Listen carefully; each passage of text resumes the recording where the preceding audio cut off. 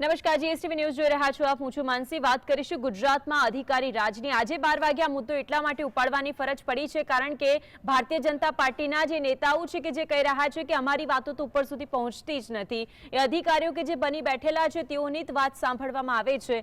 જનતામાં સરકાર પ્રત્યે ભારોભાર નારાજગી છે. ગુજરાતની અંદર જ્યારે અધિકારી રાજ છે ત્યારે ભાજપના જ ધારાસભ્ય કે જે અધિકારી રાજને લીધે સરકારથી નાખુશ છે.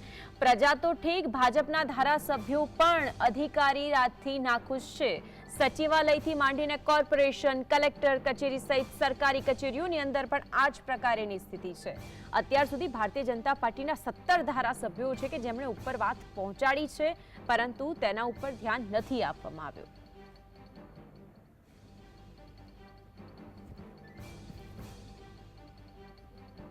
તો આજ અંગે ચર્ચા કરવા માટે આજે આપણી સાથે જોડાઈ ગયા છે પ્રદ્યુમનસિંહ સરવૈયા કે જેઓ સામાજિક આગેવાન છે અને પ્રશાંત ગઢવી કે જેઓ રાજકીય વિશ્લેષક છે. આ બંનેનું સ્વાગત છે જીએસટીવીની અંદર. સૌથી પહેલા પ્રદ્યુમનસિંહ આપની પાસે આવું છું. આજે ગુજરાતની અંદર અધિકારી રાજ જોવા મળી રહ્યું છે. આપને ખબર જ હશે કે આટલી ઘટનાઓ બની ગઈ છતાં પણ આ ઘટનાઓની અંદર અત્યારે પણ પીડિત પરિવારો છે કે ન્યાય ઝંખી રહ્યા છે. જોકે અમુક નેતાઓ એવા છે કે જે પોતાની સ્વેચ્છાએ પોતાની છબી સ્વચ્છ રાખીને પણ વાતો પહોંચાડતા હશે, પરંતુ શું વાત પહોંચે છે? જી માંથી આપ ચોક્કસ મને પૂછ્યું છે. પ્રદ્યુમનસિંહને પૂછ્યું છે પ્રશાંતભાઈ.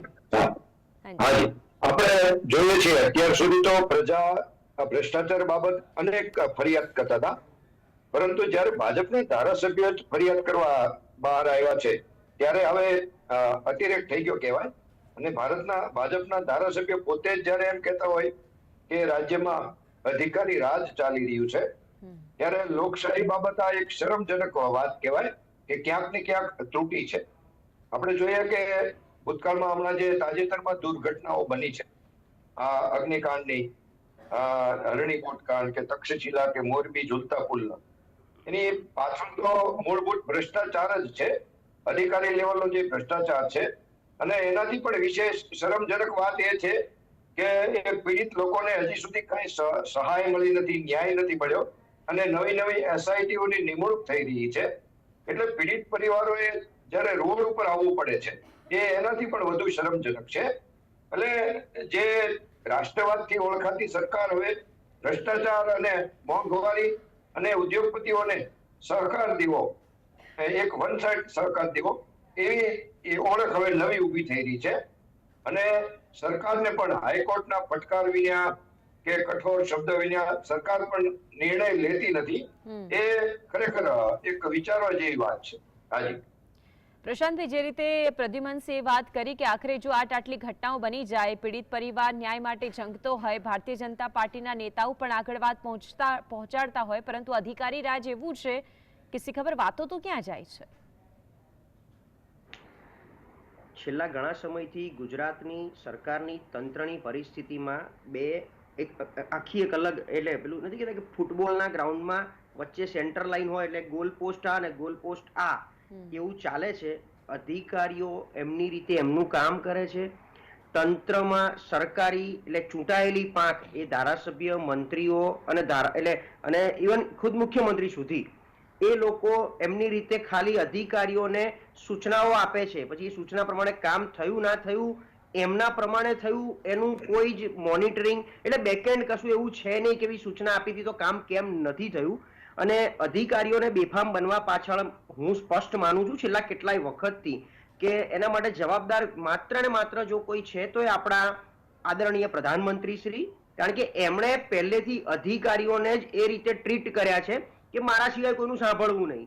બીજા બધા જે કે એ ઠીક છે સાંભળી લેવું, બાકી કરવું નહીં, પણ મારી સૂચના તમારે બ્રહ્મવાક્યની જેમ સાંભળવી. એટલા માટે અધિકારીઓને ખબર છે કે અમે તો સાહેબ સાથે સીધા સંપર્કમાં છીએ, એટલે આ લોકોને કંઈ કરશું નહીં કરીએ તો ચાલશે.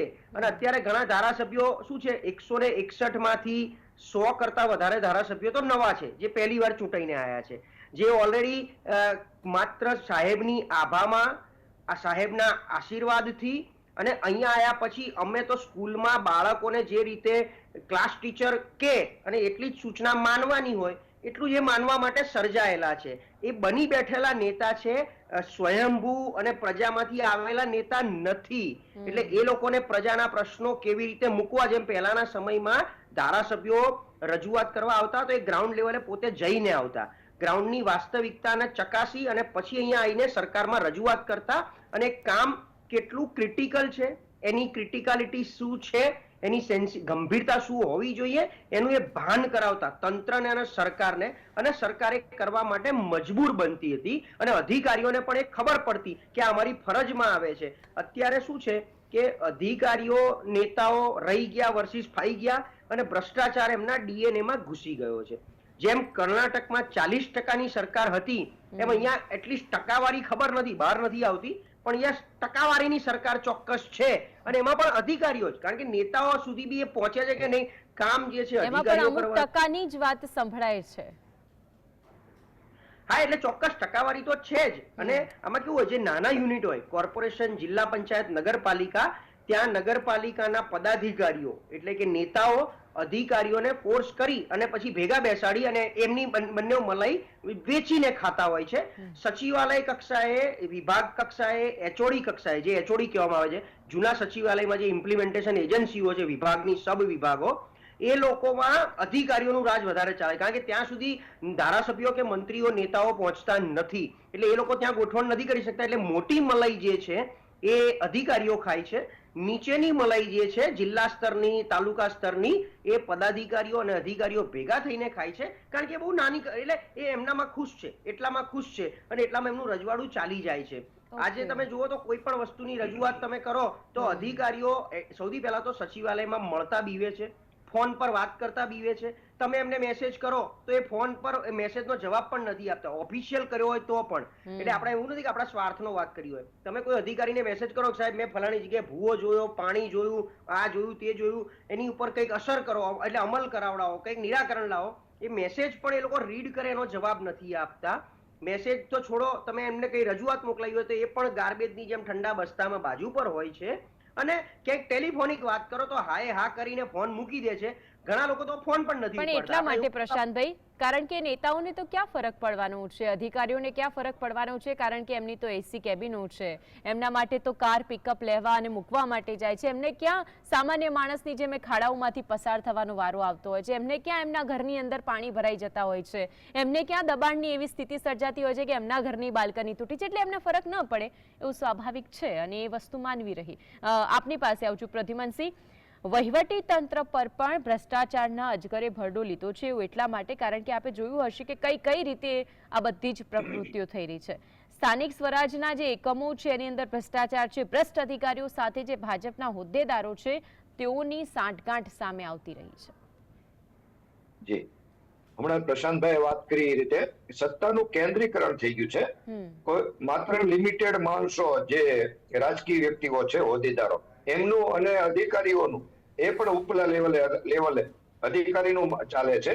બાકી ભાજપનો કે સત્તાધારી પક્ષનો જે સામાન્ય હોદ્દેદાર છે કે કાર્યકર છે, એ તો માત્ર શોભાના ગાંઠિયાની જેમ છે. એ ક્યાંય અધિકારી પાસે પ્રજાના પ્રશ્નો લઈને જઈ પણ શકતો નથી, કે પછી કોઈ પણ એવું કામ લગભગ નથી જેને કહેવાય ને કે 90% કાર્યો પૈસાથી જ થાય છે. એટલે કાર્યકર પોતે પણ જઈ નથી શકતો. ભ્રષ્ટાચાર એ મૂળભૂત ઓળખ થઈ ગઈ છે અત્યારે. અને સૌથી વધુ તો કોર્પોરેશન અને નગરપાલિકાઓ એને તો માજા મૂકી છે ભ્રષ્ટાચારની, કેમ કે એમાં ગ્રાન્ટ શહેરના ડેવલપમેન્ટના નામે બહુ જ આવે છે, પરંતુ એનું ક્યાં વાપરવું, કેમ વાપરવું.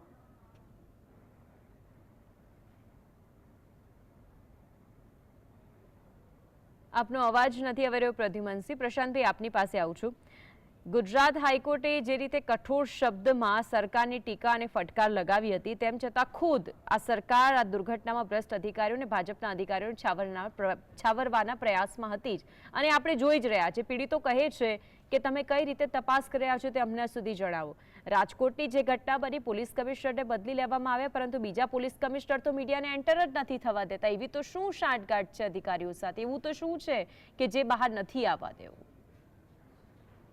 આપણી સામે અધિકારી તરીકે એસકે લાંગાનો એક ઉદાહરણ છે સામે, કે એમણે એક નાનામો પત્ર ભાસ્કરમાં આવડો લાંબો લખ્યો હતો કે મારી ઉપર મંત્રી હતા, મુખ્યમંત્રીના બધામાં સામેલ હતા. એટલે અધિકારીઓ અને નેતાની ક્યાંક સંડોવણી ભેગી હોય તો જો કોઈ એક અધિકારી અંદર જશે તો એને બધાના નામ આપવાના, કારણ કે અધિકારી અંદર તો જાય નહીં, એટલે રિમાન્ડ લે અને રિમાન્ડમાં જો નામ આપવાના ચાલુ કરી દે તો પદાધિકારીઓના નામ આવે બહાર. હવે અલ્ટિમેટલી આમાં કેવું છે કે હાઈકોર્ટ જ ફટકાર લગાવે. આપણે જુઓ તો હરણી કાંડમાં ફટકાર, ટીઆરપી કાંડમાં ફટકાર, રોડ રસ્તા ભૂવામાં ફટકાર, પરીક્ષાઓમાં ફટકાર, બધામાં હાઈકોર્ટ જ કામ કરવાનું છે. તો આપણે સરકાર બી હાઈકોર્ટને ચલાવવા આપી દઈએ, મને એવું લાગે છે. તો પછી સરકારની સચિવાલયની જરૂર નથી. હાઈકોર્ટથી જે આદેશ થશે એનું નીચે પાલન થઈ જશે, કારણ કે એનો તો આદર કરવો જ પડશે. પણ એ જુઓ તમે કે હાઈકોર્ટ જ ફટકાર લગાવે છે, ત્યારબાદ પણ એનું અમલીકરણ થતું નથી. એટલે ક્યાંક ને ક્યાંક એ પેલી કોર્ટની ભાષામાં કન્ટેમ્પશન જેને કહી શકાય એ ઘણા સમયથી ઉલ્લંઘન થયું છે. તો હાઈકોર્ટ પણ એની ઉપર હજી કઈ વિચાર કરતી નથી. એટલે એ બધું શું ચાલી રહ્યું છે, સાચા અર્થમાં રામ રાજ્ય અત્યારે છે, પણ રામ ભરોસે સરકાર, એમ રામ ભરોસે તંત્ર ચાલે છે અને કોઈ પકડ રહી નથી. એટલે હવે નરેન્દ્રભાઈ મોદીને જે એમની પોતાની જે પકડ હતી અધિકારીઓ ઉપર, ત્યારબાદ આનંદીબેનની જે પકડ હતી એ આ પકડ હવે ક્યાંક જતી રહી છે અને બહુ જ મોટું ડિસ્ટન્સ બધા વચ્ચે વધી ગયું છે. અધિકારીઓમાં કેવું, પ્રશાંતભાઈ, એનું મુખ્ય કારણ તમે શું માનો છો? આવું શા માટે થયું છે? મુખ્ય કારણ એ છે કે જેટલા પણ નવા ચહેરાઓ આવતા જાય છે એ લોકો માત્ર ભાજપની આભામાં ખાલી નામથી ચૂંટાઈને આવ્યા છે, સાહેબના નામથી. એ ગ્રાઉન્ડ સ્તરેથી બનેલા નેતા નથી બન્યા. એટલે અધિકારીને ખબર છે કે આ મારું કશું બગાડી શકવાનો નથી. ક્યાંક જશે તો બહુ તો મારા નામની ફરિયાદ કરશે, એ ફરિયાદ હું સાહેબ સુધી ઉપર પહોંચે, કારણ કે બધા અધિકારીઓ સાહેબના સીધા સંપર્કમાં છે. અત્યાર સુધી કૈલાસનાથન સાહેબ તો હતા જ, કે જે ઓલરેડી એક મોટી વોલ હતી ગુજરાત સરકારની, મોટી એક વોલ કૈલાસનાથન, કે જે સીધા પીએમઓના સંપર્કમાં હોય. કંઈ પણ હોય તો કે સુધી જ વાત જાય, કે ઉપર સંભાળી લે, એટલે બધું ત્યાંનું ત્યાં થઈ જતું હતું. આજે એક નાની વસ્તુ કોઈને બદલી કરવી હોય, કોન્સ્ટેબલ થી માંડી જિલ્લા પંચાયત થી માંડી, તો પણ કે સાહેબ અને કે સાહેબ પ્રધાનમંત્રી કાર્યાલય તો જ બદલી થાય. અહીંયા મુખ્યમંત્રી કે ચીફ સેક્રેટરી ધારે તો પણ એ બદલી ન થઈ શકે. એટલે અધિકારીઓને કે સાહેબનો વિશ્વાસ જે હતો એના હિસાબે આ પરિસ્થિતિનું નિર્માણ થયું છે. અધિકારીઓને જરૂર કરતા વધારે પડતી પેલી આપી છૂટ આપી દીધી છે અને નેતાઓએ જે અધિકારીઓ પાસેથી કામ લેવાનું હોય એ લઈ શકવામાં નિષ્ફળ નીવડ્યા છે. અધિકારી એટલે સાહેબ પ્રજાનો ગુલામ જ કહેવાય. તમે પ્રજાના દિવાસળીથી માંડી બિલ્ડિંગ સુધી જે ટેક્સ ભરો છો એ પૈસાથી એમનો પગાર ચૂકવાય છે અને યુ આર ગેટિંગ પેઇડ આ કામ કરવા માટે. ત્યાં તમને બેસાડ્યા છે માત્ર પ્રજાનું કામ કરવા માટે. તમે સરકારી નોકરી ભ્રષ્ટાચાર કરીને પૈસા કમાવા માટે નથી લીધી. પણ અહીંયા તો સુરતથી બદલી થાય છે, પછી જ્યાં બદલી થાય છે ત્યાં જઈને ભ્રષ્ટાચાર થાય છે. સુરત તો જે કિસ્સો સામે આવ્યો તો એમને એ પણ આપને ખ્યાલ હશે. આટલા યંગ ઓફિસર્સ જો આ બધું જ કરી શકતા હોય તો પછી એ પદ ઉપર બેઠેલા અધિકારીઓને શું કહેવું, એ સવાલ સૌથી મોટો થાય છે. પ્રદ્યુમનસિંહ, આપની પાસે આવજો. જે રીતે પ્રશાંતભાઈએ કહ્યું, એક તો પદ પ્રતિષ્ઠા બધું જ તમને પ્રજાએ આપ્યું છે, તો પછી તમે એમના માટે કામ નથી કરતા. ખુદ તમારા જ ભાજપના નેતાઓ જે તમને કહે છે કે અધિકારીઓ સાંભળતા નથી, 17 ધારાસભ્યો કે જે મુખ્યમંત્રીઓ સુધી લેટરો પહોંચાડે છે, વાત પહોંચાડે છે, છતાં પણ તે વાતો ઉપર ધ્યાન નથી દોરાતું. આનો મતલબ શું થાય? એકના એક અધિકારીને વારંવાર એક્સટેન્શન આપવા નિયમોથી ઉપર નિયમ છે કે 2 વખત સમથિંગ જે એક્સટેન્શન આપી શકે રિટાયર થયા પછી. 6 8 વારના એક્સટેન્શન છે. એટલે બીજા કોઈ લાયક અધિકારીઓ નથી આપણી પાસે કે એક જ અધિકારીને નિરંતર એક્સટેન્શન આપતા રહેવા પડે. એની પાછળ જ એક સાંઠગાંઠ છે કે વહીવટનો દોરી સંચાર 100% પોલિટિશિયન પાસે રહે અને નવા અધિકારીઓની સાથે કનેક્શન ન કરવું પડે. એ જ રીતના જો કે હમણાં એક વાત ચોક્કસ કહેવી પડે, માનનીય મુખ્યપ્રધાનશ્રીની હમણાં એક વાત આવકારવા જેવી છે કે એમણે સાહસ કર્યું છે કે 8 અધિકારીઓને ઘરે બેસાડ્યા છે. એ એક બહુ સરસ સરાહનીય કાર્ય કરી શકાય. પણ આ જ વાતની આ નિરંતર આવા નિર્ણયો હવે લે તો એનો લાંબા ગાળે કઈક ફાયદો દેખાય. પણ બાકી આમનામ જો ચાલશે અને માત્ર સસ્પેન્શનથી સંતોષ માનવામાં આવશે તો એ તો આ બધી જે ભ્રષ્ટાચારની યાત્રા નિરંતર ચાલતી જ રહે છે, એમાં કોઈ જલ્દી નિવેડો નહીં આવે એવું લાગે છે. અને બીજી એક વાત કરું, હમણાં પોલીસ ડિપાર્ટમેન્ટમાં ભ્રષ્ટાચારની એક નવી સિસ્ટમ થઈ છે. દારૂનો ધંધો ચાલુ કરવો હોય તો ડાયરેક્ટ જિલ્લાના અધિકારી જે મુખ્ય અધિકારી હોય એ તેનું સેટિંગ કરે છે. એટલે જો એસએમસી જે સ્ટેટ મોનિટરિંગ સેલ એમાં એની રેડ પાડે ને દારૂ પકડાય, મોટો દારૂ પકડાય છે, તો એને જે તે નીચેના પીએસઆઈ કે પીઆઈ ને જે તે જિલ્લા અધિકારી સસ્પેન્ડ નથી કરતા, કેમ કે પોતે એમાં જવાબદાર તો પોતે હોય છે. હવે પછી મને ડીઆઈજી કે આઈજી એને સસ્પેન્ડ કરવા પડે છે. આટલી મોટી ભ્રષ્ટાચારમાં મનમાની થઈ રહી છે અને સામે સરકાર માત્ર જોઈ સંતોષ માની રહી છે. હાજી. ઓકે પ્રશાંતભાઈ, ગુજરાતની લોકસભાના જે પરિણામો આવ્યા અને અત્યારે આ જે અધિકારી રાજ ચાલી રહ્યું છે તેનાથી ભારતીય જનતા પાર્ટીનું હાઈકમાન્ડ જે સૌથી વધારે નારાજ છે, કારણ કે જે સત્યને પૂર્ણ કરવા માટે ચાલ્યા હતા તો પૂરું થયું નહીં. બનાસકાંઠાની એક બેઠક ગુમાવ્યા પછી કોંગ્રેસ તો ફૂલ ફોર્મમાં છે. હવે આગામી સમયની અંદર પંચાયત અને પાલિકાની ચૂંટણીઓ પણ સામે છે, તેને લઈને આપનું શું કહેવું છે? એટલે કોંગ્રેસમાં એક બહુ મોટો પ્રાણ ફૂંકાઈ ગયો છે બનાસકાંઠાની સીટ આવ્યા પછી. એમાં પણ રાજકોટ ટીઆરપી કાંડ પછી રાજકોટમાં જે બંધનું એલાન આપ્યું એમાં એમને થોડી સફળતા મળી અને ઓવરઓલ શક્તિસિંહ ગોહિલે પછી જે એક માહોલ બનાવ્યો, જિગ્નેશ મેવાણીએ માહોલ બનાવ્યો, એટલે કોંગ્રેસમાં એક મોટા પ્રાણ ફૂંકાયા છે. એમની રીતે હવે ક્યાંક પહેલી વાર વિરોધ પક્ષ રોડ ઉપર દેખાયો. અમે કાયમ કહેતા હોઈએ છીએ કે સોશિયલ મીડિયાથી વિરોધ કરીને, ખાલી વિધાનસભામાં કે લોકસભામાં હોબાળો કરીને વિરોધ પક્ષ નથી બનાતું. એ ગ્રાઉન્ડ ઉપર, કારણ કે આપણે એમના કાર્યકરોને પત્રિકા વેચતા જોયા રોડ ઉપર, પાનના ગલ્લે દુકાનોએ બંધ પાડવા માટે. તો એક પ્રાણ ફૂંકાયો છે. પણ તકલીફ એવી છે કે ત્યાં 12 જ ધારાસભ્યો છે વિધાનસભામાં, એટલે એમનો અવાજ કંઈ એવો બહાર નહીં આવે. અને બીજું, સરકાર તો પોતાની એવી મનમાની ચલાવે છે કે જે વિરોધ પક્ષને નેતાનું પદ નથી આપ્યું, એનો બંગલો તો ચલો બરાબર છે, પણ એક પદ નથી આપ્યું, એ 12 ધારાસભ્યોને કેવી રીતે ગાંઠશે? પણ એટલું ચોક્કસ છે, પ્રજાની અંદર પુષ્કળ રોષ છે. તમે સમજો, તમે ઘરેથી બહાર નીકળો તો રોડ રસ્તાની પરિસ્થિતિ, બ્રિજ પડવા, કોલેપ્સ થવા, આખા બ્રિજ ક્યાંક ને ક્યાંક તમારે પાડી દેવા. તમારે કામ લઈને સરકારી ઓફિસમાં જાઓ તો ત્યાં પૈસા વગર કામ ના થાય, કલેક્ટર ઓફિસમાં ધક્કા ખાવા પડે, લાઈન લગાડવી પડે. આ બધી જે આખી, એટલે તંત્ર એક અલગ લેવલે કામ કરે છે, મંત્રીમંડળ ગણ અને ધારાસભ્ય ગણ અલગ લેવલે કામ કરે છે. એ બંને વચ્ચે જે ગેપ છે એની ઉપર જનતા ચાલે છે. તો એ ગેપ એટલે રોડ છે, રોડની આ બાજુ સરકાર છે અને આ બાજુ તંત્ર, સરકારી બાબુઓ છે, એ બંનેની વચ્ચેના રોડમાં. એટલે શું પ્રશાંતભાઈ આપ માનો છો આ બધા જ સ્વાયત્ત થઈ ગયા છે? એમને એવું છે કે અમારી પાસે સત્તા છે એટલે અમે ગમે તે ઈચ્છીએ તે કરી શકીએ છીએ, અમારે કોઈને સાંભળવાની જરૂર નથી?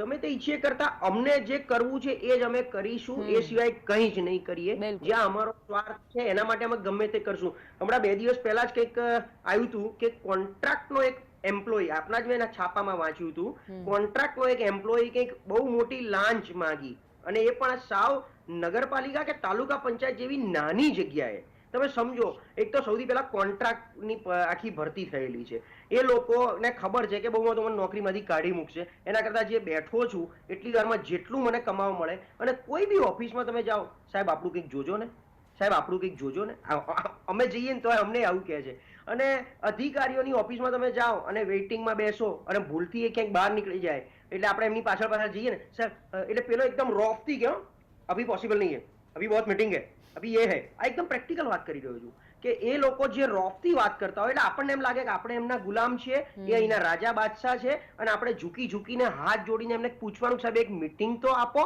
ત્યારે એ મીટિંગ આપે. અચ્છા, એમની જે મીટિંગ હોય ને એ પાછી કેવી હોય? માત્ર હાઈ પ્રોફાઇલ વિડીયો કોન્ફરન્સિંગ રૂમમાં એમને માત્ર રિપોર્ટિંગ કરવાનું હોય, અને રિપોર્ટિંગમાં ડેટા ખોટા આપવાના હોય પાછા એમને, કારણ કે કામ તો ગ્રાઉન્ડ ઉપર હોય નહીં, એટલે ખોટા ડેટા આપવાના હોય. અને એ માત્ર મિટિંગોમાં વ્યસ્ત રહે.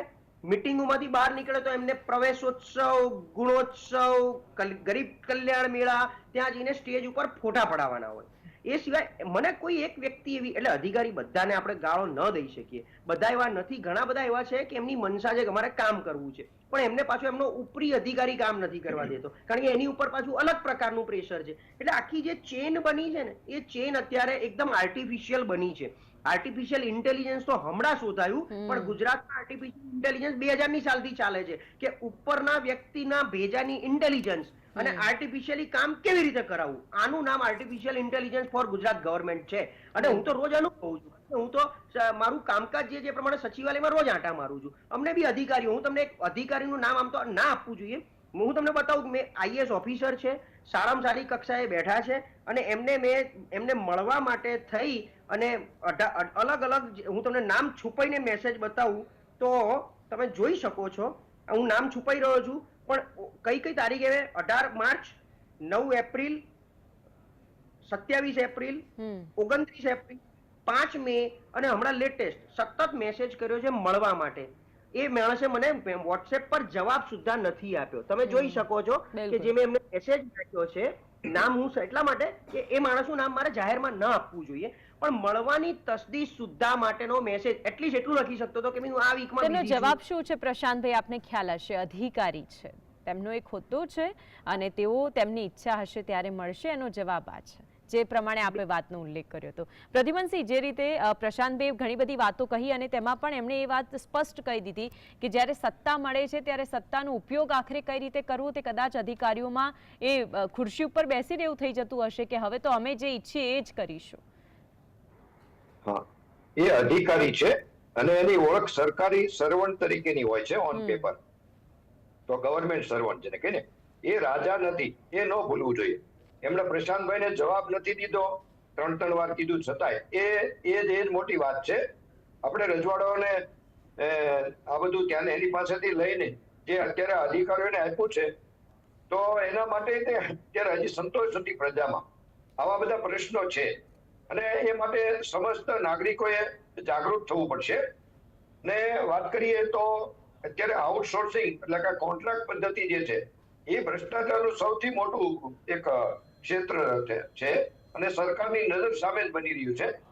એમાં જે તે કર્મચારીને કોન્ટ્રાક્ટમાં કાંઈક પૈસા બતાવવામાં આવે છે અને ચૂકવવામાં કાંઈક આવે છે અને એની પાછળ સરકાર જ જાણે આખાંડા કાન હોય એવું માણસનું શોષણ થઈ રહ્યું છે.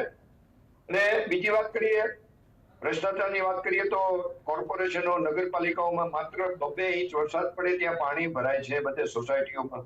તો ત્યાં એની જે કાંઈ શહેરી વિસ્તારની જે આયોજનની જે ખામીઓ, રહેલો ભ્રષ્ટાચાર, એ બાબત હજી કોઈ બાબત વિચારવામાં નથી આવતી કે આગળ હવે શું કરવું. એટલે એ વિચારવા જેવું છે. અને ભ્રષ્ટાચારની વાત આપણે રાજ્યથી આગળ ચાલીએ કે CAG નો હમણાં એક રિપોર્ટ છે અને 2014 પહેલા જે CAG કેગના રિપોર્ટ મુજબ જ જે સરકાર સત્તામાં આવી હતી કોંગ્રેસની વિરુદ્ધમાં, એ જ CAG નો રિપોર્ટ છે કે એમાં ઘણા બધા ભ્રષ્ટાચારો રિમાર્ક થયા છે, ભ્રષ્ટાચારો દેખાણા છે ચાલુ સરકારમાં. એટલે એ પણ જોવા જેવું છે કે જે 14 કરોડનો 1 કિલોમીટરનો 14 કરોડ કે સમથિંગ 18 કરોડ 1 કિલોમીટરનો રોડ 258 કરોડનો હતો 1 કિલોમીટરની, એવા ચમત્કારો થયા છે, જાદુગીરી થઈ છે. એક CAG કેગે એમાં રિમાર્ક ઘણી બધી બાબતોમાં કરી છે. એટલે ભ્રષ્ટાચાર એક જાણે બધી જગ્યાએ થઈ ગયો હોય છે, એક ફેશન થઈ ગઈ છે. પણ પ્રદ્યુમનસિંહ, આપ એ વાત માનો છો કે આખરે જે તે વખતે કોઈ પણ વ્યક્તિ પોતાનું કામ લઈને ગયો હોય, તેને કોઈ ભારતીય જનતા પાર્ટીના કે પક્ષના કોઈ પણ નેતાની એ વાતનો ઉલ્લેખ કર્યો હોય, પરંતુ નેતાની પણ અધિકારી સાથે કોઈ ટસલ હોય તો એ પણ કામ ન થવા દે અને બધાની વચ્ચે પીસાય તો એ વ્યક્તિ છે કે જે ખરેખર સમસ્યાથી પીસાઈ રહ્યું છે. કોર્પોરેશનમાં એક સિસ્ટમ છે કે તમારે ફાઇલ મૂકે, ફાઇલ પછી સંગઠનમાં પણ જાય છે. કન્સ્ટ્રક્શનની કે જે કાંઈ ફાઇલો હોય છે જમીનની, હમણાં ભાવનગરમાં એક સાથે 15 કોર્પોરેટરો, સંગઠનના લોકો ભ્રષ્ટાચારની વિરુદ્ધ રજૂઆત કરવા ગયા. હવે પોતે જ સત્તામાં છે, પોતાનો જ પક્ષ છે, અધિકારીઓ પોતાના છે. એવું જ અનેક જગ્યાએ જે અસંતોષ છે પક્ષની અંદર. હવે બધી જ બાબતમાં સંગઠનના હોદ્દેદારો અને એમનું જે કનેક્શન ઉપરના હોદ્દેદારો સાથે હોય, એટલે એક સિસ્ટમ થઈ ગઈ છે ભ્રષ્ટાચાર, જેને હવે કદાચ એપ્રુવલ થઈ ગયું છે, એને સીલ લાગી ગયું છે. હવે એને બહાર કાઢવી અને દૂર કરવી એક મોટો પ્રશ્ન પ્રજા માટે પણ આવનારા સમયમાં થઈ શકે છે. ઓકે પ્રશાંતભાઈ, અત્યાર સુધી જે તે નિવેદનો સામે આવ્યા હતા, એ ચાહે વડોદરાથી વિજયના નિવેદન હોય કે પછી અલગ અલગ જગ્યાએથી આપે જે લોકો ચૂંટાઈને આવ્યા છે તેમના નિવેદનો સાંભળ્યા હશે કે હવે તો અમે સત્તામાં છીએ, અમારી જે ઈચ્છા હશે અમે એ કરીશું, જેમણે અમને મતો નથી આપ્યા એ જગ્યાના અમારે કામો કરવા નથી. અને સાથે સાથે એવું પણ કહેવામાં આવ્યું છે કે હવે અમારે કોને ચૂંટવા, અમારે કોને સારી રીતે બધી જ પ્રોવિઝન આપવું કે અમારે બધી વસ્તુની અંદર સારી રીતે કોઈ પણ સુવિધા આપી અમે નક્કી કરીશું, કારણ કે આપે અમને મતો નથી આપ્યા. આ બધાની વચ્ચે શું હાઈકમાન્ડ એમના ઉપર રોક નથી લગાવી શકતું એવું માનો છો આપ? એટલે એમાં કેવું છે, એક અશ્યોરન્સ મળી ગયું છે કે ગુજરાતમાં એક તો જે રીતે વિપક્ષ નબળો હતો, વિપક્ષના ટોપ 10 જે કહેવાતા નેતા જે એવું માને છે કે કોંગ્રેસ અમે ચલાવી રહ્યા છે, એ લોકોની ભાજપ સાથે બહુ સરસ સાંઠગાંઠ હતી, છે અને હજી પણ એ ચાલતી રહેવાની. એટલે કોંગ્રેસે પહેલા તો ઊભા થવા માટે એ ટોપ કેડરના જે પહેલા 10 નેતાઓ છે એમને માર્ગદર્શક મંડળમાં બાજુમાં બેસાડી અને બીજી કેડરના લોકોને મોટા કરી અને એમને એક જવાબદારી સોંપવી પડશે, તો એ લોકો એમનું સંગઠન મજબૂત કરશે. એ સંગઠન મજબૂત થાય અને રોડ ઉપર ઉતરે તો પ્રજાને થોડો વિશ્વાસ બેસશે, કારણ કે આ 10 લોકો જે છે જે કોંગ્રેસ ચલાવી રહ્યા છે પ્રજાની વચ્ચે નથી. એ માત્ર કોંગ્રેસ પોતાનું રજવાડું સાચવી રહ્યા છે, ભાજપ સાથેની સાંઠગાંઠમાં દરેક વસ્તુમાં એમનું સેટિંગ છે. એટલે આ લોકોને ખબર, એક અશ્યોરન્સ છે કે કોંગ્રેસ છે નહીં. બીજું, છેલ્લે કંઈ પણ કરીને આપણે એટલું જ બોલવાનું કે ગુજરાતમાં 30 વર્ષથી કર્ફ્યુ નથી. બીજો જે પક્ષ છે આપણે ત્યાં 80-20 વાળો, એટલે 20% વાળી જે વસ્તી છે એનાથી 80% એટલી બધી બી ગઈ હતી જે તે વખતે, અને 2002 પછી એ લોકો શાંત પડી ગયા. એટલે લોકોને એવું થયું કે અમે કર્ફ્યુ જોતા નથી, અમે હવે તોફાન જોતા નથી, બીજું બધું તો ખબર નહીં, મારે શું લેવા દેવા, હું તો પ્રાઇવેટમાં નોકરી કરું છું, 50,000 નો પગારદાર છું. અને આ વ્યાપ એટલે પ્રશાંતભાઈ ટૂંકમાં વાત તો એવી જ થઈ કે બધું જ જોઈને પણ અનદેખું કરી દેવું અને પછી પણ આપણે એવું માનવું કે આખરે અમે જેને મતો આપ્યા છે, જે અધિકારીઓને અમે ચૂંટ્યા છે, એ અમારું વાત સાંભળશે કે કેમ, એ પણ હવે આપણને સવાલ થાય છે. અને કદાચ એટલા જ માટે રાજકોટની અંદર જ્યારે આ પરિસ્થિતિ સર્જાઈ હતી એટલે લોકોએ આ ભ્રષ્ટ અધિકારીઓને ઓળખી પાડ્યા છે અને જાતે સ્વયંભૂ પોતાની દુકાનો બંધ કરીને સહકાર આપવાની શરૂઆત કરી છે. આ એક શરૂઆત છે. એ શરૂઆત ક્યાં કોને કેટલી નડશે એ કદાચ આ નેતાઓ સાંભળશે અને જોશે તો ખૂબ સારી વાત છે. પ્રશાંતભાઈ ને પ્રદ્યુમનસિંહ, આ બંને અમારી સાથે જોડાયા તે બદલ આપ બંનેનો આભાર. તો આખરે હવે જોવાનું છે કે અધિકારી જે રાજ છે તેના ઉપર નિયંત્રણ લાવે છે કે પછી હાઈકમાન્ડ આ બધું જોતું રહેશે અને સમય આવે ત્યારે કદાચ બદલાવ જરૂરી લાવશે. એના ઉપર સૌની નજર રહેશે. વિશેષમાં હાલ બસ આટલું જ. નમસ્કાર.